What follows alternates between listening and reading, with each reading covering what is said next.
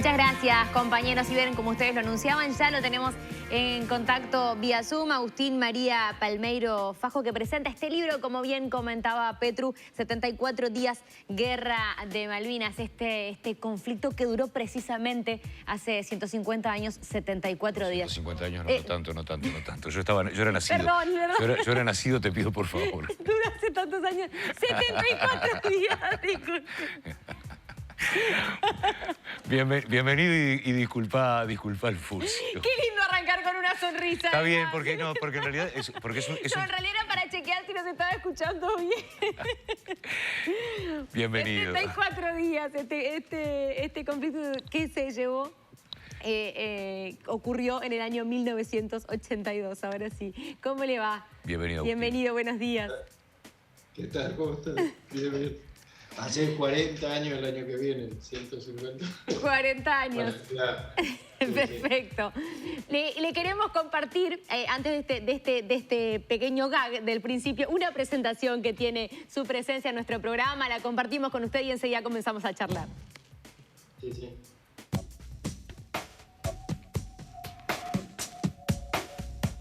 Las Islas Malvinas aparecieron en la cartografía a comienzos del siglo XVI, descritas en los antiguos mapas españoles y portugueses como un grupo de islotes oceánicos sin población nativa ni demasiado atractivo, más que el de convertirse tiempo después en puerto de barcos balleneros y punto estratégico desde el punto de vista militar. Los neerlandeses permanecieron en ellas casi un año. Luego los franceses le llamaron Les Malouines en 1764, cuando fundaron el primer asentamiento humano en Puerto Soledad, y tras el paso de los británicos, que llamaron Falkland al estrecho que separa las dos islas principales, finalmente España tomó posesión de la zona, hasta que el virrey de Elío ordenó el abandono total de tropas en 1811, con la finalidad de trasladarlas a Montevideo. El nacimiento de la Argentina independiente las anexó a su territorio continental, pero Gran Bretaña las hizo suyas en 1833, declarando las Falkland Islands como propias. Los reclamos y algunas escaramuzas militares se sucedieron durante los 150 años siguientes, hasta que el 2 de abril de 1982, el gobierno del presidente de facto, Leopoldo Fortunato Galtieri, ordenó el desembarco de tropas argentinas en las islas, llevado más por el deseo de elevar el sentimiento patriótico con la finalidad de mantener la dictadura que el de recuperarlas. La Junta Militar Argentina no pensaba que el conflicto pasara a mayores, pero la situación interna en Inglaterra no era fácil para la primera ministra Margaret Thatcher, quien también utilizó el conflicto para justificar los elevados gastos militares en el contexto del fin de la Guerra Fría. La guerra duró 74 días y en ella murieron 908 personas, siendo 3 de ellas civiles, 255 militares británicos y 650 argentinos, la mayoría de ellos reclutas casi adolescentes, sin entrenamiento ni preparación, que ni siquiera sabían por qué estaban dejando sus vidas en los campos congelados. Agustín María Palmeiro Fajo era integrante del Regimiento de Infantería 25 que desembarcó en las islas el 2 de abril. Vio morir a decenas de amigos y compañeros a su lado, pero logró sobrevivir pese al acoso de tropas enemigas profesionales, el frío, el hambre y la total falta de apoyo del gobierno que lo mandó a la guerra. Al regreso se recibió de psicólogo, estuvo casado con una uruguaya y se dedicó además a escribir teatro y literatura, siendo autor de 74 días, Guerra de Malvinas, una novela que debe ser leída, pero que hubiera sido mejor que no tuviera que haber sido escrita. Bueno, Agustín, esa era la presentación que nuestra producción preparó para ti, para la presentación también de este libro. Agustín, ¿cuántos años tenías vos cuando desembarcaste en las Malvinas? A ver, quiero aclarar algo, porque ahí al pie dice veterano de guerra continental. Yo no entré en conflicto, yo estaba en Tierra del Fuego, que es el sur nuestro, haciendo un camino en la zona del Beagle, y quedamos afectados a lo que en ese momento se conoció como el Teatro de Operaciones Atlántico Sur, por un posible, estábamos en la zona del Beagle, que fue casi guerra con Chile en el 78 y estábamos haciendo un camino que bordeaba la zona del Beagle y estábamos ahí ante un posible ataque chileno que había tomado partido por Inglaterra o un desembarco británico de comandos. De hecho, hubo 17 muertos en el continente, no son muy reconocidos, al margen de los 649 muertos, de los cuales 300 y pico son del Belgrano. Y bueno, estábamos ahí no sé con qué estábamos, pero estábamos ahí.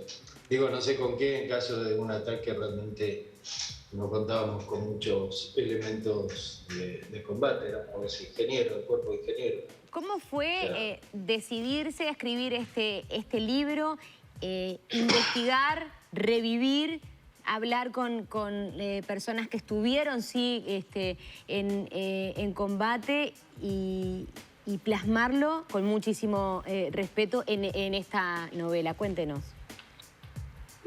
Fue un proceso bastante difícil, sobre todo entrevistar a gente que estuvo en combate allá. Uno de ellos, amigo mío, yo soy de Misiones, una provincia de Argentina, y habíamos hecho parte de la secundaria allá, que después nos separamos y nos encontramos de casualidad en una plaza años después de la guerra, y ahí me enteré que había estado en el desembarco y estuvo en combate y bueno, y eso, y entrevistar a muchos otros veteranos que estuvieron ahí, veteranos de guerra que entraron en combate, fue duro. De hecho, yo cuando estaba allá en Tierra del Fuego, compartí con algunos oficiales de baja graduación y médicos que eran colimbas como yo, digamos, pero tenían un cargo oficial por tener un título profesional, y fueron uno de los primeros que recibieron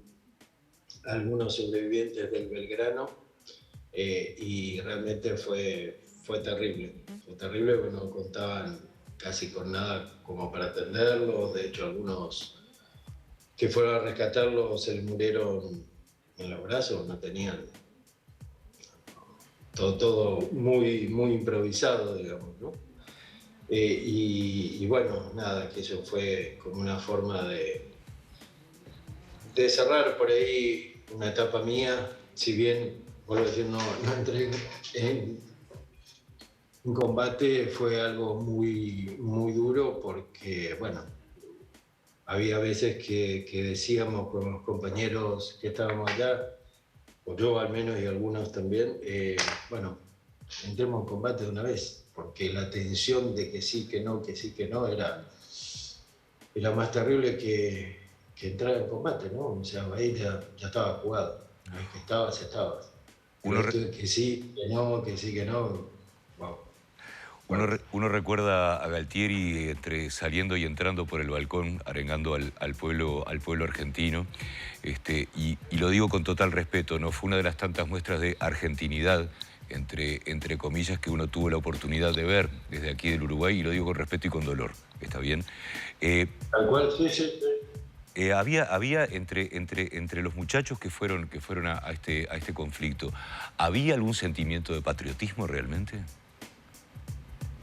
Sí, yo creo que sí. De hecho, hubo soldados, Poltronieri, es el apellido, es el soldado más era analfabeto, y fue el soldado más condecorado por todas las acciones que hizo, y era clase 62 como yo. O sea, la instrucción que tenía era la instrucción que le habían dado, y fue muy condecorado, y hubo mucho reconocimiento por parte de los ingleses de tropas argentinas que combatieron muy bien, como infantería marina, parte de ejército, y bueno, y la aviación, el bautismo de fuego de la aviación aérea en la guerra fue reconocido por los ingleses y por el héroe de Francia de la Segunda Guerra Mundial.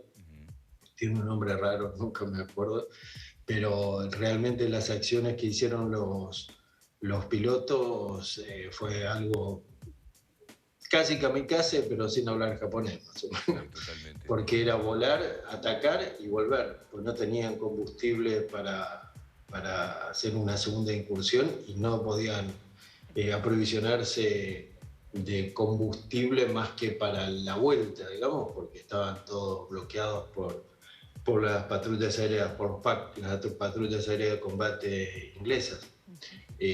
Así que bueno, era atacar, volver y atacar sin ser detectados sobre el nivel del mar a, no sé, 100, 200 metros, no entiendo mucho, pero por lo que he leído es un nivel de vuelo muy, muy bajo, digamos, ¿no? Y después, bueno, las tropas, sí, hubo sentimiento de patriotismo y demás, digamos, pero bueno, qué sé, a la distancia uno ve las cosas de otra manera, ¿no? Con el diario del lunes todos sabemos. ¿Y qué le dicen las personas con las que usted habló, que usted ya recién decía, que fueron encuentros duros, que muchas personas seguramente revivieron cosas que no querían, que hoy hay secuelas? ¿Qué le decían esas personas? ¿Cómo se encuentran hoy? A ver, la cantidad de suicidios que hay a consecuencia de la guerra es casi, no cifras oficiales, pero casi, un poco menos, pero casi la cantidad de muertos que hubo en combate, de los 649, como para que se den una idea. Miren, tengo una anécdota de un suboficial en ese momento que lo dejan en un lugar con un helicóptero para ir a una zona cerca del estrecho de San Carlos, que fue donde hacen el desembarco los ingleses. Los que estaban en Puerto Argentino pensaban que no iban a atacar por ahí.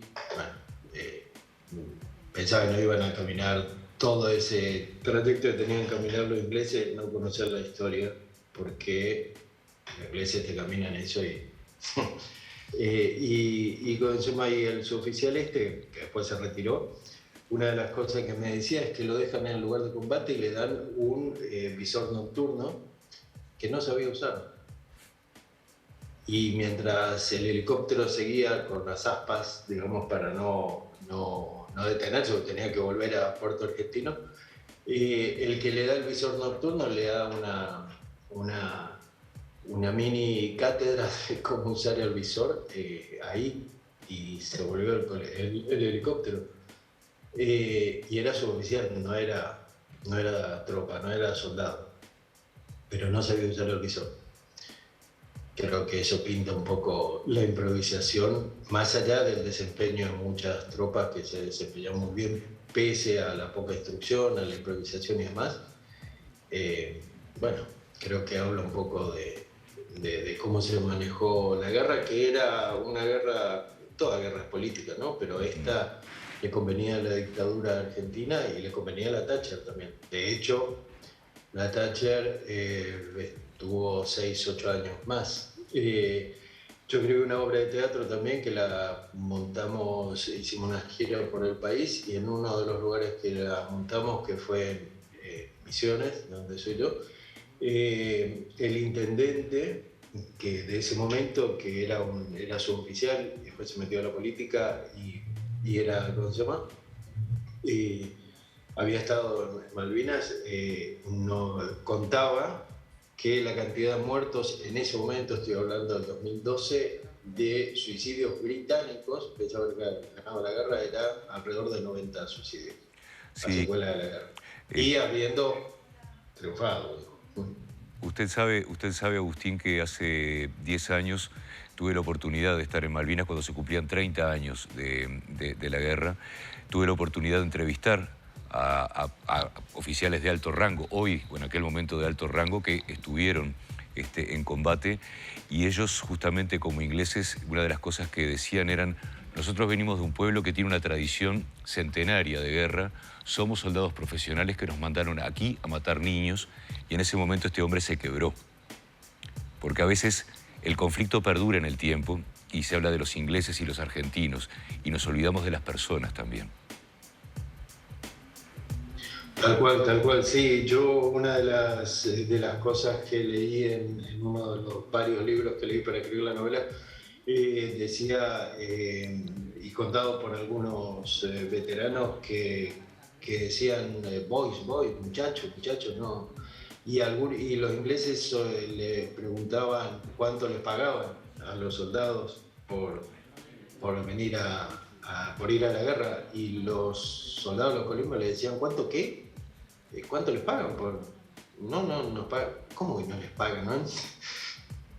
Los tipos no entendían que no se les pagara nada, que estaba ahí porque eran obligados, por patriotismo, por lo que fuere, que no cobraban nada. Cuando ellos, una de las informaciones que tengo, incluyendo lo que leí, es que cuando pasan la línea del Ecuador festejan, porque a partir de pasar la línea del Ecuador, las tropas inglesas le pagaban el doble, como horas extras, digamos. Claro. O sea, ganaban 100, cruzamos la línea del Ecuador, bien, vamos a festejar, ganamos 200. Nada, qué sé yo, una de las diferencias, ¿no? Pese a ello, se les presentó. Hay un libro de Woodward, creo que es, no me acuerdo, es un libro que todavía no conseguí, se llama No Picnic. No fue un picnic. Ellos pensaban que era, bueno, vamos, un par de tiritos y ya está, y nos volvemos. Y el libro ese se llama No Picnic, no fue un picnic. O sea, no le fue tan fácil, digamos, como pensaban que le iba a ir. Y eso fue, nada, efecto de, en muchos casos improvisación, pero en muchos casos de coraje, de valor, de patriotismo, de qué sé yo, no sé, de las cosas que pasan cuando uno está en una guerra, ¿no? Que por ahí uno tiene toda una idea, pero en el momento empiezan a sonar los disparos, los tiros, es otra cosa. Todo lo que uno piensa hasta ese momento, inclusive personal que por ahí está entrenado, no es tan fácil, ¿no? ¿Con qué se va a encontrar la gente en esta...? Perdón. No. ¿Con qué se va a encontrar la gente en esta novela? Yo lo que traté de hacer, y en todo lo que escribo, digamos, siempre trato que sea realista, y lo que quiero es que la persona o los lectores estén ahí, sintiendo el olor, sintiendo la lluvia, el frío, el hambre. Apunto mucho a lo emocional, a que, tengo una amiga que en algún momento le pasé el libro, lo estaba leyendo, y me contaba que estaba de vacaciones en el aeropuerto de Río de Janeiro, leyendo la novela y llorando porque estaba ahí. Y bueno, es uno de los mayores elogios para mí, porque es lo que pretendo, ¿no? Porque tratar de plasmar en un libro lo cruento que es una guerra es difícil, digamos, y creo en parte haberlo logrado. Nada, qué sé yo, creo que se va a encontrar con una realidad volcada al papel, lo más real posible. Nada, desde el papel, ¿no? O sea, no desde la realidad. Agustín María Palmeiro Fajo, muchísimas gracias por este contacto, gracias por esta conversación. Gracias a ustedes, un gusto. Bueno, esta novela que pueden... Sí, y quedaban muchas más preguntas para hacernos también. ¿Qué significa este episodio para la sociedad argentina? Porque... Que no lo olvidó, ¿eh? No, y de hecho a veces da la sensación de que las Malvinas cada tanto vuelven a ser una especie como de botín político, cuando las papas queman. Y bueno, este es un episodio que nosotros lo recordamos porque escuchábamos a nuestros padres hablar de lo que pasaba. También veíamos los informativos porque era la guerra más cercana que tuvimos cuando éramos niños, y realmente nos asustaba a nosotros ver que había gurises 4, 5 años más grandes que nosotros, cargando un fusil y yendo a no se sabía qué. Quiero hacer una aclaración. Déjame en el final. Pues te quedaste con los 150. No, la novela habla de una Argentina 150 años después del conflicto. Sí. Pero en esa novela lo van a encontrar, no hoy. Tenía que hacerla, tenía que hacerla. Le quedó la Disculpa, espina. pobre hombre. Seguimos adelante con La Mañana en Casa, por favor.